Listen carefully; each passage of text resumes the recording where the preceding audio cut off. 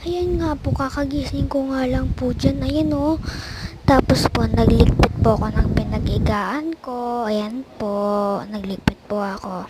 Tapos po, ano po ako dyan, nagliligpit. Ayun, hindi naman marunong.